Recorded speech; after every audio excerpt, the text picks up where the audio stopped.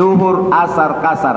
Jadi kita berniat bismillahirrahmanirrahim, usalli farda duhuri raka'ataini kasran majmu'an ilaihil asri jama'an ma'muman lillahi ta'ala.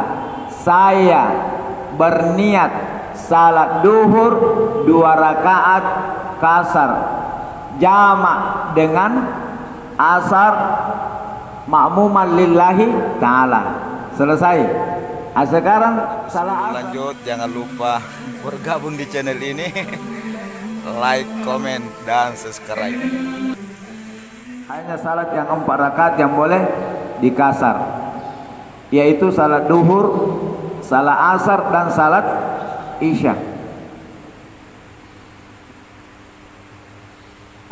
Mengkasar salat ya, dari 4 rakaat menjadi 2 rakaat itu dalilnya sangat kuat, baik dari Al-Quran, demikian pula hadis Nabi Sallallahu Alaihi Wasallam, demikian pula ijma' atau kesepakatan ahli ilmu atau para ulama.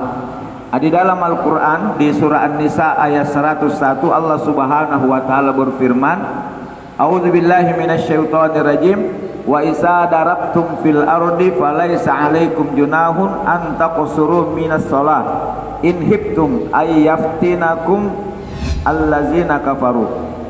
Yang artinya, dan apabila kalian melakukan perjalanan atau bepergian di muka bumi ini, maka tidak berdosa bagi kalian mengkasar salat. In hibtum ayyaftinakum allazina kafaru, jika kalian takut orang-orang kafir akan menangkapmu atau membunuhmu. Nah, wal kasru, mengkasar saja salat itu hukumnya boleh, baik dalam keadaan tidak aman, mungkin peperangan atau sebagainya, ataupun dalam keadaan aman. Itu menurut Al-Quran. Kemudian menurut hadis, hadisnya mutawatir dan juga banyak, adalah Rasulullah Sallallahu Alaihi Wasallam mengkasar salatnya di dalam perjalanannya, baik perjalanan pergi haji, pergi umrah maupun dalam peperangan. Dan Ibnu Umar berkata, atau Abdullah Ibnu Umar radhiyallahu anhu berkata, saya menemani Rasulullah Sallallahu Alaihi Wasallam, dan Rasulullah Sallallahu Alaihi Wasallam di dalam perjalanannya atau musafirnya tidak pernah salat di atas 2 rakaat. Berarti selalu kasar. Wa Abu Bakar, wa Umar, wa Utsman. Demikian halnya Abu Bakar, Umar, dan Utsman. Ini hadisnya tentang bolehnya kita mengkasar salat. Kemudian dalil ketiga, ijma', kesepakatan para ulama dibolehkannya mengkasar salat. Jadi kita mengkasar salat itu bukan karena faktor malas, karena ingin menerima 2 pahala. Pahala pertama, pahala melaksanakan sembahyang. Pahala kedua, pahala mengikuti Nabi Sallallahu Alaihi Wasallam. Wal kasru huwa ihtisaru salati rubaiyah ila rakataini. Jadi yang dikatakan dengan mengkasar salat adalah meringkas salat yang 4 rakaat menjadi 2 rakaat. Nah, sekarang pertanyaannya, apakah mengkasar salat itu sebuah rukhsah, keringanan, dispensasi dari agama kita, atau memang sebuah keharusan? Maka mari kita lihat pendapat para ulama, utamanya mazhab. Pendapat pertama, qala al-Hanafiyah, mazhab Hanafiyah mengatakan al-qasru wajibun. Mengkasar salat bagi orang musafir itu hukumnya wajib. Seperti yang kita ketahui, kalau wajib ditinggalkan berdosa. Ini kalau menurut Hanafiyah. Wajibun azimatun. Jadi bukan sekedar rukhsah, tetapi sebuah keharusan dan sebuah kewajiban. Jadi kalau kita berpaham mazhab Hanafiyah, maka orang itu wajib melaksanakan salat duhur, salat asar, salat isya itu 2 rakaat, atau dengan kata lain mengkasar.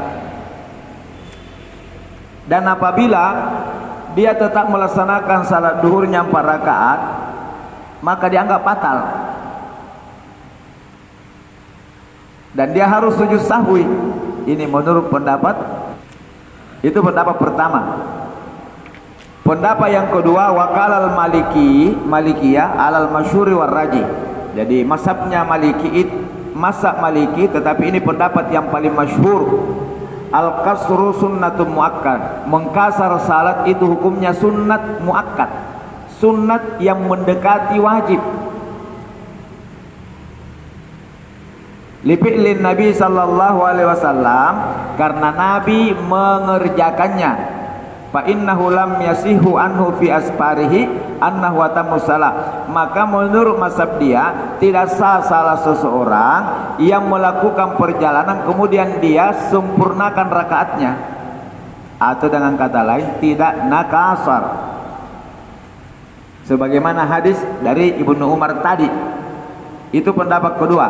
Pendapat ketiga, wakala Syafi'iyah wal Hanabilah. Jadi mazhab Syafi'i dan mazhab Hambali, al-kasru rukhsatun ala sabilit takhir.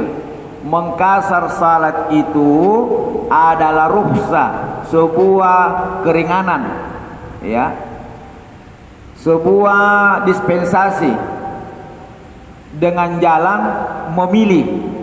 Memilih ada di sini. Palil musafiri ayyatimma au yukassira. Bagi orang yang musafir memilih apakah dia ingin menyempurnakan salatnya atau dia ingin mengkasar salatnya.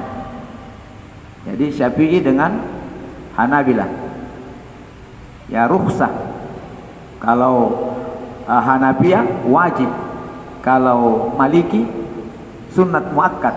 Kalau Syafi'i dan Hanabilah rukhsah ala sabilit takhir, untuk pilihan, sebagai pilihan antara tetap melaksanakan salat yang 4 rakaat tetap 4 rakaat, atau pilih mau mengkasar. Nah, wal kasru afdalu min itmami mutlaqan indal Hanabilah. Hanya saja mazhab Hanabi mengatakan bahwa mengkasar salat itu jauh lebih afdal dibanding menyempurnakan salat. Jadi afdal, kalau menurut Hanabilah afdal kita mengkasar salat. Li'annahu sallallahu alaihi wasallam dawam alaihi, karena Nabi sallallahu alaihi wasallam itu selalu melakukan salat seperti itu. Wa kasa al-khulafaur rasyidun min ba'dihi. Demikian pula al-khulafaur rasyid, ya, para khalifah setelah Nabi wafat. Wa huwa inda Syafi'i al-masyhur afdalu min itmami iza wajada fi nafsihi karahatul kasar. Tapi pendapat dari mazhab Syafi'i, pendapat yang masyhur, itu afdal disempurnakan jika terdapat sesuatu yang membuat kita terhalang untuk mengkasar. Nah, jamaah yang dimuliakan Allah Subhanahu wa taala. Jadi sudah terbayang bagi kita tentang hukum mengkasar salat ketika kita dalam perjalanan. Sekarang ada namanya kasar kemudian menjamak. Nah, kalau jamak menggabungkan 2 salat dalam satu waktu. Dan jamak ini ada 2, jamak takdim dengan jamak takhir. Ada orang menjamak salatnya tapi tidak mengkasar. Nah, cuma kita umumnya ini kalau menjamak pasti kasar. Jamaah yang dimuliakan Allah Subhanahu wa taala. Kemudian jamak takdim dan jamak takhir kasar. Nah, bagaimana lapasnya itu? Misalnya kalau jamak takdim berarti melaksanakan 2 salat dalam satu waktu. Salat duhur dengan asar dilaksanakan waktu duhur. Ingat ya, bahwa salat yang boleh dijamak cuma 4. Duhur dengan asar, maghrib dengan isya. Dan salat yang boleh dikasar cuma 3. Salat yang 4 rakaat, yaitu duhur, asar, dan isya. Jamak takdim berarti duhur dan asar dilaksanakan pada waktu duhur. maghrib dan isya dilaksanakan pada waktu maghrib. Kalau jamak takhir, duhur dan asar dilaksanakan pada waktu asar. Maghrib dan isya dilaksanakan pada waktu isya. Ada yang bertanya, kalau jamak takhir Ustaz, yang mana duluan? Asar dulu baru duhur atau duhur dulu baru asar? Maghrib dulu baru isya atau isya dulu baru maghrib? Nah, pertama yang diperhatikan ketika jamak takhir, begitu masuk waktu salat duhur, maka kita dianjurkan berniat mengakhirkan salat. Berniat ke dalam hati, saya berniat mengakhirkan salat duhur saya di waktu asar. Dalam hati tak mau. Nah, kemudian setelah masuk waktu asar, silakan laksanakan duhur dulu baru asar. Tidak salah juga asar dulu baru duhur. Yang salah itu yang tidak salah. Demikian pula waktu maghrib dengan isya, itu kalau jamak. Kalau jamak takdim kan tidak ada masalah toh. Yang ragu-ragu itu orang kalau jamak takhir. Makanya banyak orang tidak mau jamak takhir kalau tidak tahu ke mana dulu. Silakan yang salat duluan.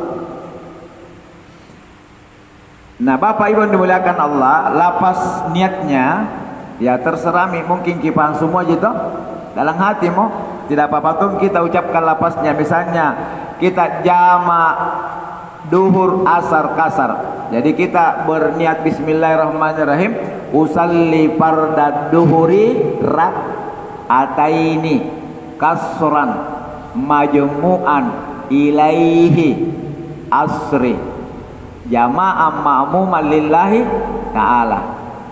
Jadi usalli farda duhuri rak'ataini kasran majmu'an ilaihil asri jama'ah ma'muman lillahi ta'ala.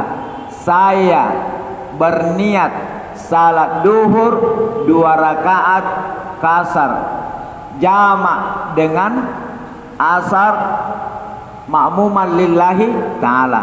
Selesai. Sekarang salah asar, usalli fardal asri raka'ataini kasran majmu'an ila, kalau tadi ilaihi, sekarang ila ad-duhuri jama'an ma'muman lillahi ta'ala. Saya berniat salat asar 2 rakaat kasar ya jamak ke duhur. Jadi pakai ke duhur. Kalau tadi dengan asar, sekarang jamak ke duhur atau jamak di waktu duhur, jamak ma'muman lillahi ta'ala. Itu kalau jamak takdim. Sekarang jamak takhir mau sama. Salat duhur dulu, usalli farda duhuri raka'ataini kasran majmu'an ilal asri. Kalau tadi karena di waktu dulu maka ilaihi, sekarang ilal asri jama'ah ma'muman lillahi ta'ala atau ada lillahi ta'ala kalau tidak berjamaah. Saya berniat salat duhur ya, salat duhur kasar jamak ke asar. Berarti jamak apa namanya? Bisa disebut juga itu jamak takhir. Jamak ma'muman lillahi ta'ala. Baru kita berniat lagi asar. Usalli fardal asri raka'ataini kasran majmu'an ilaihi duhri. Ada lillahi ta'ala. Saya berniat salat asar 2 rakaat kasar jamak dengan duhur. Pun nama ke bahasa Indonesia, tapi jangan kalau terserah salah satunya, bisa juga dalam hati napahannya itu karena Allah Ta'ala. Nah, seperti itu pelaksanaan juga maghrib begitu, isya begitu. Jadi lengkap hadirin. Kalau maghrib jamak takdiman, maghrib kan tidak boleh kasar di usalli fardal maghribi salasa rakaatin majmu'an ilaihil isya'i. Ada lillahi ta'ala, ada ilaihi. Jadi ilaihi dengan ilah, main di situ saja. Ilaihi dengan ilah, ilahkan ke Jadi kalau misalnya jamak takhir ki maghribiyah tidak mengatakan ilahi tapi ila al-isya'i. Itu maghrib. Kemudian salah isanya usalli fardal isya'i raka'ataini kasran majmu'an ilal maghribi. Ilal maghrib ke maghrib, ilakan ke maghrib. Jamaah maumumang kalau berjamaah ki atau lillahi ta'ala kalau tidak ji. Itu kalau jamaah takdim.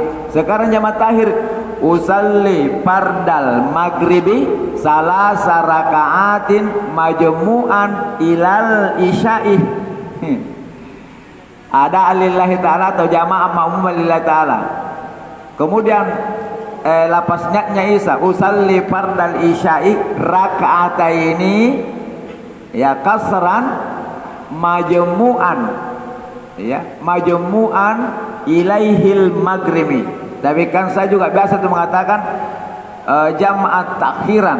Biasa juga kan begitu sih, jamaat takhiran supaya lebih dipaham lagi. Itu lapas dan tata caranya. Sekarang ada pertanyaan lagi muncul. Ada yang biasa bertanya, Pak Ustaz, bagaimana hukumnya? Apakah boleh orang yang musafir makmum sama orang yang tidak musafir? Atau orang yang tidak musafir makmum sama orang yang musafir?